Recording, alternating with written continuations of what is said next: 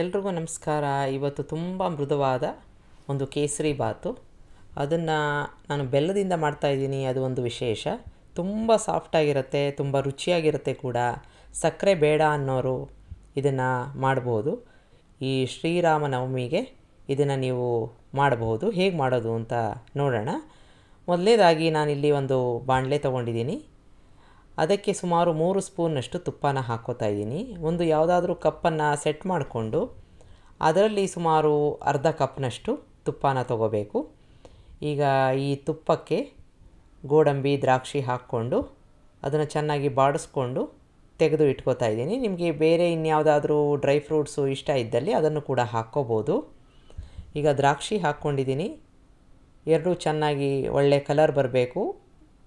ಆಗಿದೆ ಅಂತ ಆದರೆ ಒಂದು ಬಟ್ಲಿಗೆ ತೆಕ್ಕೊಂಬಿಡೋಣ. ಈಗ ಅರ್ಧ ಕಪ್ಪಲ್ಲಿ ನಾನು ಬಳಸ್ತಾ ಇರೋದ್ರಿಂದ ಆಗಾಗ್ಗೆ ಒಂದೊಂದು ಸ್ಪೂನು ತುಪ್ಪನ ಹಾಕ್ಕೋತಾ ಬರ್ತಾಯಿದ್ದೀನಿ. ಈಗ 1 ಕಪ್ನಷ್ಟು ಉಪ್ಪಿಟ್ಟಿನ ರವೆನ ಹಾಕ್ಕೊಂಡು ಸಣ್ಣ ಊರಿನಲ್ಲಿ ಈ ತುಪ್ಪ ಇತ್ತಲ್ಲ ಅದರಲ್ಲಿ ಚೆನ್ನಾಗಿ ಹುರ್ಕೋಬೇಕು. ಒಳ್ಳೆ ಪರಿಮಳ ಬರೋ ತನಕ ಹುರ್ಕೊಳ್ಳೋದು ತುಂಬ ಮುಖ್ಯ. ಸುಮಾರು ಒಂದು 7ರಿಂದ 8 ನಿಮಿಷ ಆಗ್ಬೋದು. ಸಣ್ಣ ಊರಿನಲ್ಲಿ ಹುರ್ಕೋಬೇಕು. ಸ್ವಲ್ಪ ಕಲರ್ ಕೂಡ ಚೇಂಜ್ ಆಗುತ್ತೆ, ಒಳ್ಳೆ ಪರಿಮಳ ಬರಬೇಕು. ಈಗ ಮಧ್ಯದಲ್ಲಿ ನಾನು 1 ಟೇಬಲ್ ಸ್ಪೂನ್ನಷ್ಟು ಕಡಲೆ ಹಿಟ್ಟನ್ನು ಹಾಕೋತಾ ಇದ್ದೀನಿ. ರುಚಿ ತುಂಬ ಚೆನ್ನಾಗಿರುತ್ತೆ. 1 ಸ್ಪೂನ್ ಮಾತ್ರ ಹಾಕ್ಕೋಬೇಕು. ಮತ್ತೆ ತುಪ್ಪನ ಹಾಕ್ಕೊಂಡು ಹುರ್ಕೋತಾ ಇದ್ದೀನಿ. ಈಗ ಕಡಲೆ ಹಿಟ್ಟು ಮತ್ತು ರವೆ ಒಳ್ಳೆ ಪರಿಮಳ ಬರೋ ತನಕ, ಸ್ವಲ್ಪ ಕಲರ್ ಚೇಂಜ್ ಆಗೋ ತನಕ ಹುರ್ಕೋಬೇಕು. ಈಗ ಪ್ರತಿಯೊಂದು ರವೆಯ ಕಣನೂ ಚೆನ್ನಾಗಿ ಉಬ್ಬಬೇಕು. ಈಗ ಮತ್ತೆ ನಾನು 1 ಸ್ಪೂನ್ನಷ್ಟು ಅಥವಾ 2 ಸ್ಪೂನ್ನಷ್ಟು ತುಪ್ಪನ ಹಾಕ್ಕೊಂಡು ಈ ರೀತಿಯಾಗಿ ಸ್ವಲ್ಪ ತೇವಾಂಶ ಇರೋ ಥರ ಮಾಡಿಕೊಂಡು ಹುರ್ಕೋತಾ ಇದ್ದೀನಿ. ಈಗ ಚೆನ್ನಾಗಿ ಹುರಿದಿದ್ದಾಗಿದೆ. ಜೊತೆಗೆ ಒಳ್ಳೆ ಪರಿಮಳ ಬರ್ತಾ ಇರುತ್ತೆ. ಈ ಹಂತದವರೆಗೆ ನಾವು ಹುರ್ಕೊಳ್ಳೋದು ತುಂಬ ಮುಖ್ಯ. ಆನಂತರ ರುಚಿ ತುಂಬ ಚೆನ್ನಾಗಿರುತ್ತೆ. ಈಗ ಹುರಿದಿದ್ದಾಗಿದೆ. ಇದಕ್ಕೆ ನಾವು ಬೆಲ್ಲನ ಸೇರಿಸ್ಕೋಬೇಕು. ಹಾಗಾಗಿ ಒಂದು ಪಾತ್ರೆಗೆ 1 ಕಪ್ಪು ನಾನು ರವೆ ತೊಗೊಂಡಿದ್ದರೆ 3 ಕಪ್ನಷ್ಟು ನೀರನ್ನು ಹಾಕ್ಕೋಬೇಕು. ಆಗ ತುಂಬ ಮೃದುವಾಗಿ ಬರುತ್ತೆ. 2ರಷ್ಟು ಹಾಕ್ಕೊಂಡ್ರೆ ಆನಂತರದಲ್ಲಿ ಅದು ಗಟ್ಟಿಯಾಗೋ ಸಾಧ್ಯತೆ ಇರುತ್ತೆ. 1/4 ಕಪ್ನಷ್ಟು ಬೆಲ್ಲನ ಹಾಕ್ಕೋತಾ ಇದ್ದೀನಿ. ಇಷ್ಟು ಸಿಹಿ ಸಾಕಾಗತ್ತೆ. ನಿಮಗೆ ಬೇಡ ಅಂತಂದರೆ 1/4 ಕಪ್ನಷ್ಟು ಕಡಿಮೆ ಮಾಡ್ಬೋದು, ಇಲ್ಲ 1-2 ಸ್ಪೂನ್ನಷ್ಟು ಕಡಿಮೆ ಅಥವಾ ಜಾಸ್ತಿ ಮಾಡ್ಕೋಬೋದು. ಈ ಬೆಲ್ಲ ನೀರಲ್ಲಿ ಚೆನ್ನಾಗಿ ಕರಗಬೇಕು. ಹಾಗಾಗಿ ಈ ಥರ ಕೈ ಆಡಿಸ್ಕೊಂಡು ಕರಗೋ ತನಕ ಇದನ್ನು ಕುದಿಸ್ಕೋತಾ ಇದ್ದೀನಿ. ಈಗ 1 ಅಥವಾ 2 ನಿಮಿಷ ಕುದಿಸ್ಕೊಂಡ್ರೆ ಸಾಕು, ಪಾಕ ತೆಗೆಯೋ ಅವಶ್ಯಕತೆ ಇಲ್ಲ. ಸಂಪೂರ್ಣವಾಗಿ ಕರಗಿದೆ, ಚೆನ್ನಾಗಿ ಕುದಿ ಬಂದಿದೆ.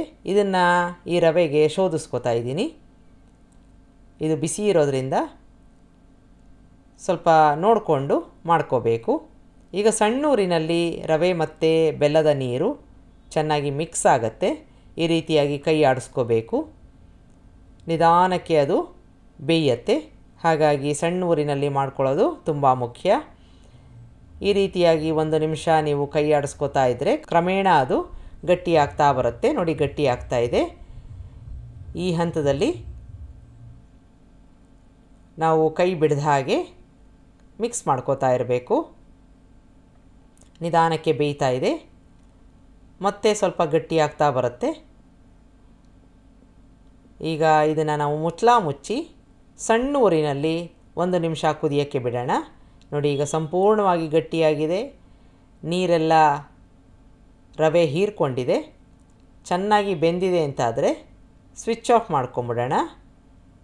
ಮುಚ್ಚಿ ಬಿಡೋಣ. ಈಗ ಮಧ್ಯದಲ್ಲಿ ನಾನು ಇದಕ್ಕೆ ಏಲಕ್ಕಿ ಪುಡಿ ಹಾಕ್ಕೋತಾ ಇದ್ದೀನಿ. ಚೆನ್ನಾಗಿ ಮಿಕ್ಸ್ ಮಾಡ್ಕೊಂಬಿಡೋಣ. ಸ್ವಿಚ್ ಆಫ್ ಮಾಡಿದ್ಮೇಲೆ ನಾನು ಏಲಕ್ಕಿ ಪುಡಿ ಹಾಕ್ಕೊಂಡಿರೋ ಅಂಥದ್ದು. ಈಗ ಸಂಪೂರ್ಣವಾಗಿ ಮಿಕ್ಸ್ ಮಾಡಿಕೊಂಡು ಆ ಹಬೆನಲ್ಲಿ ಚೆನ್ನಾಗಿ ಬೇಯುತ್ತೆ. ಅದಕ್ಕೆ ಮುಂಚೆ ನಾವು ಕರೆದು ತೆಗೆದಿಟ್ಕೊಂಡಿರೋ ಡ್ರೈ ಫ್ರೂಟ್ಸು, ಉಳಿದಿರೋ ತುಪ್ಪನೂ ಕೂಡ ಹಾಕ್ಕೊಂಡು ಚೆನ್ನಾಗಿ ಮಿಕ್ಸ್ ಮಾಡಿಕೊಂಡು ಮುಚ್ಚಿ ಬಿಟ್ಬಿಡೋಣ. ಆಗ ಮತ್ತೆ ಸಾಕಷ್ಟು ಅರಳುತ್ತೆ, ತುಂಬ ಚೆನ್ನಾಗಿ ಹದ ಬರುತ್ತೆ. ಈಗ ಮಿಕ್ಸ್ ಮಾಡ್ಕೊಂಡಿದ್ದೀನಿ. ಸಂಪೂರ್ಣವಾಗಿ ಮಿಕ್ಸ್ ಆಗಿದೆ ಅಂತ ಆದರೆ ಇದನ್ನು ಮುಚ್ಚಿ 5 ನಿಮಿಷ ಬಿಟ್ಟಿದ ನಂತರ ಈ ಹಂತದಲ್ಲಿ ತುಂಬ ಮೃದುವಾಗಿರುವಂಥ ಒಂದು ಬೆಲ್ಲದ ಕೇಸರಿ ಬಾತು ರೆಡಿಯಾಗುತ್ತೆ. ಇದಕ್ಕೆ ನೀವು ಕೇಸರಿ ದಳ ಅಥವಾ ಕಲರ್ ಇರುತ್ತಲ್ಲ ಕೇಸರಿದು ಯಾವುದಾದ್ರೂ ಹಾಕ್ಕೋಬೋದು. ನಾನಿಲ್ಲಿ ಹಾಕಿಲ್ಲ, ಯಾಕೆ ಅಂತಂದರೆ ಅದರಿಂದ ಯಾವುದೇ ಒಂದು ಕಲರು ಬದಲಾವಣೆ ಆಗಲ್ಲ. ಯಾಕೆಂದರೆ ಬೆಲ್ಲದ ಒಂದು ಕಲರು ಜಾಸ್ತಿಯಾಗಿ ಇರೋದರಿಂದ ಕೇಸರಿ ದಳನ ನಾನು ಹಾಕಿಲ್ಲ. ನೀವು ಬೇಕಾದರೆ ಕೇಸರಿ ದಳ ಅಥವಾ ಕಲರ್ ಬೇಕಾದರೆ ಕಲರ್ನ ಹಾಕ್ಕೋಬೋದು. ಒಂದು ಸಲ ಮಾಡಿ ನೋಡಿ, ತುಂಬ ಚೆನ್ನಾಗಿರುತ್ತೆ.